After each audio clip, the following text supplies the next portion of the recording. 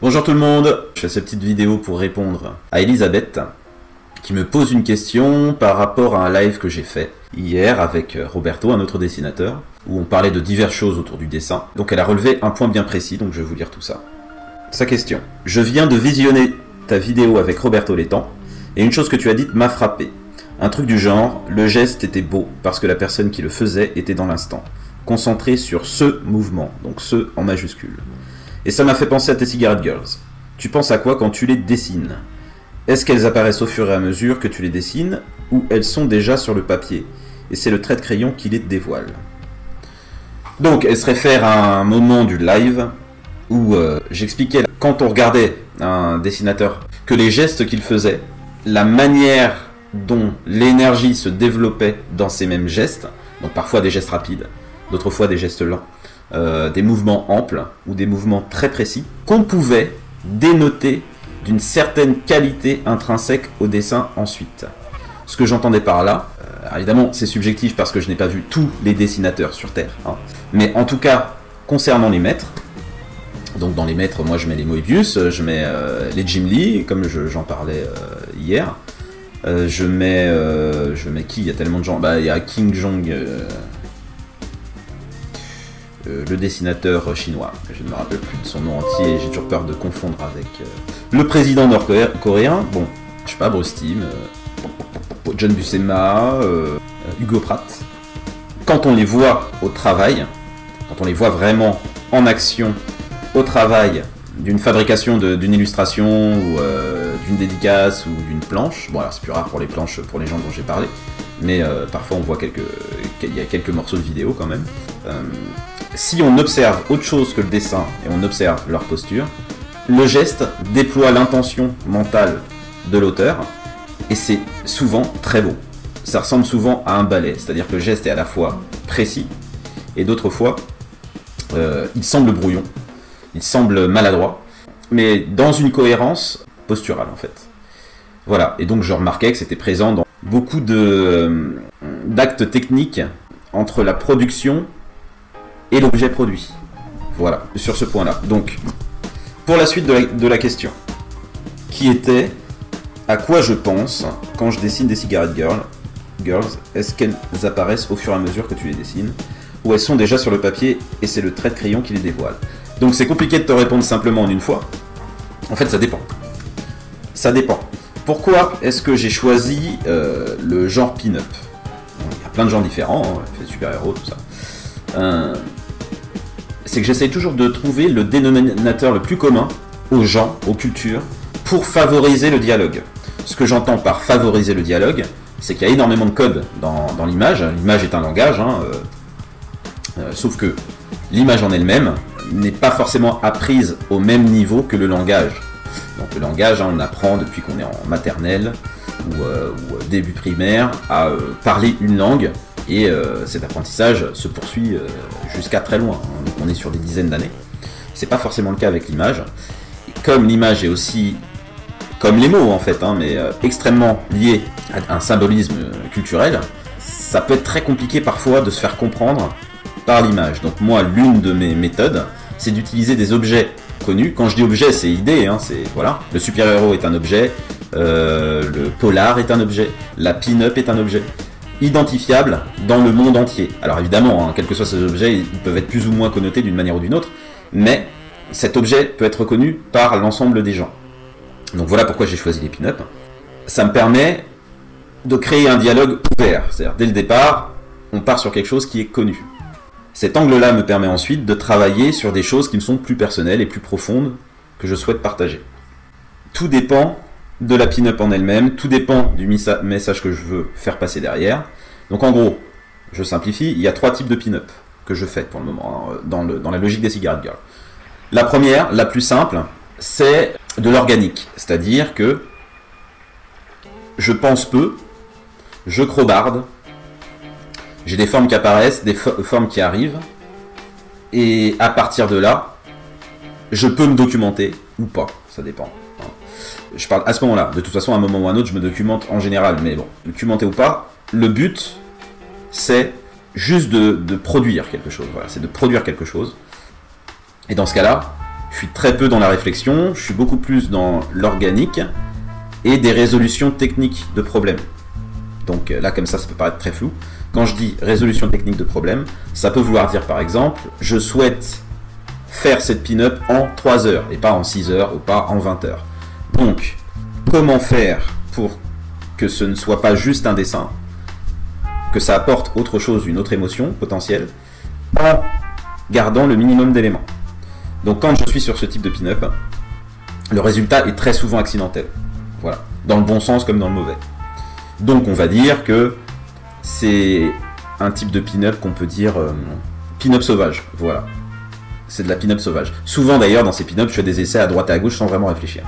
Le deuxième type de pin-up, là c'est plus simple, ce sont des pin-up à message. Les premières peuvent avoir un message, hein. Puisque je prends quand même l'angle de la pin-up, il y a toujours quelque chose de sous-jacent, mais pas forcément pensé de manière totalement carrée. Donc le deuxième type de pin-up, là c'est vraiment pensé. C'est-à-dire que j'ai un concept de base, un concept qui m'intéresse, une idée qui m'intéresse, et dans ce cadre-là, j'essaye de garder ma logique de communication et symbolique connue par l'ensemble des gens, me servir de cette partie-là, donc là, la pin-up et les codes de la pin-up, d'accord? Donc les codes de la pin-up, une jolie fille qui représente à la fois une certaine féminité, une part d'inaccessible, une part d'inconscient collectif féminin du moment. Et donc, avec tout ce que ça comporte comme décorum, comme situations sociales qui peuvent y être liées. Et donc dans ce cas-là, je réfléchis beaucoup plus en concept. Donc je sais pas, jalousie, gourmandise, tout ce qui est 7 péchés capitaux évidemment. Mais ça peut être des choses plus fines, des choses liées à la politique, notamment liées à la militance. Voilà, j'ai pas mal de pin-up mine de rien, je sais pas si vous avez pu voir les choses, qui sont aussi un propos sur la militance. Donc, quand je suis dans ce type de pin-up, j'essaye à chaque fois de trouver un symbolisme qui permet de rentrer dans un certain ludisme pour que la personne qui se retrouve en face puisse se dire, pas forcément à la première vue, mais à plusieurs vues, se dire tiens mais c'est bizarre là, il y a tel animal, il y a telle situation, cet animal est connoté comme si, est-ce que ça voudrait dire que, voilà. Donc dans ces deuxièmes pin-up, j'essaye d'être à la fois franc, en fait j'essaye d'éviter la manipulation. Quand j'entends manipulation, j'entends manipulation cinéma, manipulation œuvre, c'est-à-dire essayer de donner les clés de ce que je veux raconter, sans non plus donner toutes les clés en fait. Il y a une part de contrôle qui vient de moi, et il y a une part de non-contrôle qui doit venir de l'autre, pour plein de raisons. Et notamment, la toute première, c'est que je souhaite que mon travail soit un partage, et non une imposition. Donc, comme je ne souhaite pas que ce soit une imposition, c'est d'ailleurs pour ça que je donne des éléments. Je donne des éléments, et ensuite c'est chacun qui pense ce qu'il en veut, et qui prend ce qu'il en veut. Après, c'est pas parce que je laisse cette possibilité que toutes les interprétations sont possibles. Et ça, effectivement, plusieurs fois, on a eu le problème. Enfin, je veux dire, j'ai connu le problème. C'est pas grave, ça fait partie du jeu. Quand on essaye de donner, en fait, quand on travaille en commun, on essaye de donner une part du travail à l'autre, il y a toujours le risque que l'autre comprenne mal aussi. Donc voilà. Donc, c'est une dynamique. Et donc, quand je me mets à l'action, alors soit je suis parti sur des crayonnés déjà plus complet, et j'essaye des idées diverses et variées. Quand c'est trop évident, je ne prends pas, voilà, parce que encore une fois, les concepts que donc dans ce cadre-là, j'essaye plusieurs méthodes et plusieurs crowbars. Et le crowbar qui me semble à la fois fournir des informations, mais en même temps ne pas fournir toutes les informations, sont en général ceux que je garde.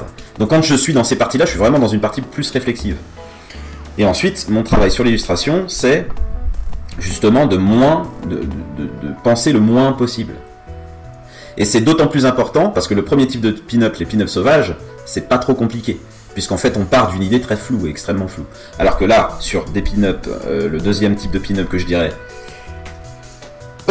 que je qualifierais de pin-up conceptuel, même en arrivant sur mon papier final, celui sur lequel je fais le crayonné réel et pas des sketchs à droite et à gauche, entre ce que j'ai en tête et finalement ce que je réalise, il peut y avoir, malgré les divers sketchs qui ont été faits précédemment, peut diverger. Et donc, le truc, c'est de réussir à garder l'énergie de la pin-up sauvage au bon moment, aux bons endroits. Donc moi, dans le cas des pin-up conceptuels, le deuxième type de pin-up, ce que j'essaye de faire, c'est donc au moins le maintenir pour l'ancrage. Le crayonné, c'est pas si grave.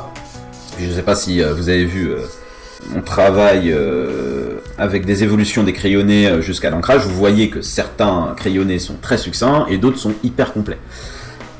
Et là, c'est pareil. C'est quand je ne suis pas sûr, j'ai un crayonné très travaillé. Et mon travail sera à l'ancrage d'être vraiment très subjectif, d'être très organique. Et donc dans le cas des pin-up conceptuels, c'est une acrobatie, un jonglage entre le concept et l'organique. Réussir à ce que le trait, parce qu'en fait le trait c'est un velouté, c'est le son de la musique, c'est la tessiture d'un dessin, de mon point de vue. Donc il faut qu'elle parte du cœur, voilà, il faut qu'elle parte de quelque chose de profond. Et quand on est trop dans le cérébral, on perd cette partie-là. Donc dans le cadre de mes pin-up conceptuels, je fais tout pour que mon ancrage, lui, reste au moins le plus naturel possible. Et c'est pour ça que j'utilise le pinceau en général pour l'ancrage sur ce type de pin-up, parce que si je le fais en style, ça peut rendre ma pin-up justement trop froide. Donc quand je suis dans ce cadre-là, avec le pinceau, effectivement, je me plonge dedans et mon geste est plus spontané. Donc c'est pas loin de l'état de flow. Et d'ailleurs, toujours dans le cadre des pin-up à concept, l'idée c'est que l'ancrage se fasse avec peu de rupture. Ça on le voit pas forcément quand on dessine pas, mais avant d'arriver à l'œuvre finale, et même juste l'ancrage, on parle juste d'ancrage par exemple, on peut avoir plusieurs ruptures. Par exemple, on utilise un pinceau, ensuite on veut faire des traits plus fins ou des traits plus techniques, donc on change d'outil et on prend un stylo feutre, je sais pas, un 0,3, et finalement on a besoin d'un autre stylo feutre, un 0,8 parce qu'on veut un trait plus large, donc encore rupture, et ainsi de suite, rupture, rupture, rupture. Et donc l'énergie qu'on avait au départ, elle peut être coupée par ces ruptures, et le flow, l'état de flow, peut être coupé par ces ruptures. Et c'est l'une des raisons aussi pour lesquelles j'aime bien utiliser le même instrument, notamment pour les pin-up conceptuels, parce que ça me permet d'avoir peu de rupture sur le geste, sur l'émotion qui est à l'intérieur. Voilà. Donc voilà pour le deuxième type de pin-up. Et enfin, le troisième type de pin-up, c'est plus c'est la pin-up théorique. C'est je pars d'un concept fort qui peut être complètement ridicule, complètement casse-gueule. Donc quand je dis je pars d'un concept fort, ça peut être une idée de mise en scène, mais ça peut être aussi tout simplement une idée technique. Voilà, ça peut être sur cette pin-up, je vais travailler qu'à la plume. Sur cette autre pin-up, je vais faire de la couleur directe. Sur cette autre pin-up, je vais faire que de la hachure. Et donc là, on est vraiment dans un style qui est beaucoup plus mental et cérébral, où le résultat que je cherche n'est pas un résultat beau ou laid, n'est pas un résultat enthousiasmant émotionnellement. Ce que je recherche, c'est plus un défi technique. Et donc là, quand je suis dans cette logique de défi technique, là clairement, la pin-up théorique, donc le troisième type de pin-up, c'est déjà beaucoup plus personnel. C'est moins, ce sont des pin-up moins communicantes, du moins pas faites pour être autant communicantes que les deux premières. Donc j'en ai quelques-unes, je pourrais les montrer et détailler dessus. Donc ce qui m'apporte dans ces pin-up là, c'est vraiment de résoudre des problèmes techniques. Et en résolvant des problèmes techniques, la manière dont je travaille, c'est dans cette logique-là, et c'est là où c'est drôle. Dans ce type de pin-up, ça me dérange absolument pas d'avoir des ruptures. En fait, c'est comme si j'avais un jeu, un rébus, et en fait, je m'arrêtais en face d'un problème pour résoudre une partie du rébus, je continuais, je m'arrêtais, et ainsi de suite. Donc il y a un ludique, ce sont les types de choses auxquelles je pense quand je fais mes Cigarette Girls. Voilà, donc j'ai été déjà super long, j'imagine que j'ai manqué de précision à certains endroits. Oui, c'est vrai que j'ai pas beaucoup parlé d'exemples précis. Est-ce que je pense par exemple à quelqu'un quand je fais des pin-up? Ça m'arrive en termes de représentation, mais très souvent c'est pas le cas. Voilà, j'essaye plutôt encore une fois, par exemple, qu'est-ce que la beauté asiatique? les considérer de quelle manière, comment on peut jouer là-dessus, quelles sont les limites demandées, comment est-ce qu'on fait, ça c'est sur l'ensemble de mes pin-up en fait, comment est-ce qu'on fait pour garder à la fois un angle scientifique, c'est-à-dire scientifiquement qu'est-ce qu'on sait de ce qu'on considère comme beau et de l'attirance physique homme-femme, qu'est-ce que représente la femme en elle-même, à quel moment on parle de la situation de la femme en elle-même, de la biologie de la femme, de la représentation, et quand est-ce que on sort de modèles archaïques, ou simplement qu'on nie les modèles archaïques. Voilà. Donc c'est des choses comme ça autour desquelles je travaille. Puis je peux penser effectivement à un partage, je sais pas, par exemple, à ne pas penser, ne pas penser forcément que le loup est celui qu'on croit, par exemple. Et aussi à respecter à la fois les individus, mais respecter les individus ne signifiant pas les inciter à avoir des comportements qui ne sont pas forcément bons. Et donc là, dans le cadre des pin-up, c'est l'une des raisons pour lesquelles j'ai pas de pin-up obèse, incroyablement.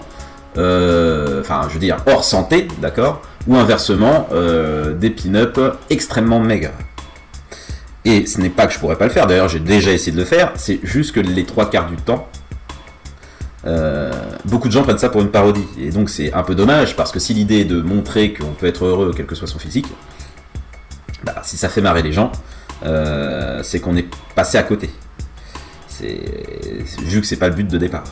Donc, il faut jouer avec les codes, mais en étant un minimum crédible et réaliste sur le message qu'on donne aux gens pour qu'ils puissent le comprendre plus ou moins tel qu'il est et pas qu'ils le prennent à revers. Donc moi, c'est l'exemple que je prends, par exemple, pour expliquer ça, c'est comme les super-héros. On peut faire un Superman avec un physique d'homme de 90 ans, d'accord ? On peut très bien le faire, il n'y a aucun souci. Et en plus, encore une fois, c'est une création, donc on peut très bien rendre ça crédible. Juste, le symbole d'un super-héros avec un physique qui, pour le commun des mortels, est un physique grabataire, fait qu'on verra le personnage comme un décalage. Alors que si on veut jouer sur un aspect un peu différencié de Superman, bah déjà lui mettre des tempes blanches, peut-être lui mettre un peu de bidon, un peu, hein, et des éléments comme cela, là par contre ça peut se tenir, c'est-à-dire qu'on peut encore être dans le premier degré du super-héros. Donc voilà, c'est des problématiques auxquelles je pense beaucoup et auxquelles je pense quand je travaille. Même si, quand j'en arrive à la partie travail brut, je pense beaucoup moins.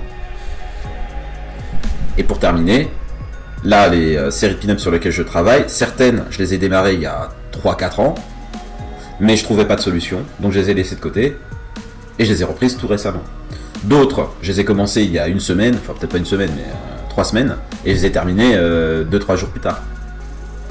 Donc ça dépend aussi, alors déjà d'une de la complexité, parce que comme je le dis, elles sont pas toutes faisables aussi vite les unes que les autres, et aussi, ça peut être à cause du fait que je trouve pas les solutions, c'est-à-dire que je suis parti sur quelque chose et finalement ça me parle pas, il me manque quelque chose, je ne sais pas encore quoi, je ne sais pas comment le modifier, et donc je laisse le temps faire. Et quand je reprends, très souvent les solutions se montrent d'elles-mêmes, ou alors elles ne se montrent pas, et je me dis tant qu'à faire autant finir et puis on verra ce que ça donne. Sachant qu'il y en a plein que je ne finis jamais, et il y en a plusieurs que j'ai jetés. Même si je me suis déjà fait engueuler plusieurs fois à cause de ça, donc non, je fais attention. Mais voilà. Donc voilà ce qu'il en est hein, pour mes pin-up et ce à quoi je pense au niveau de mes pin-up. Donc voilà, je pense que c'est relativement clair.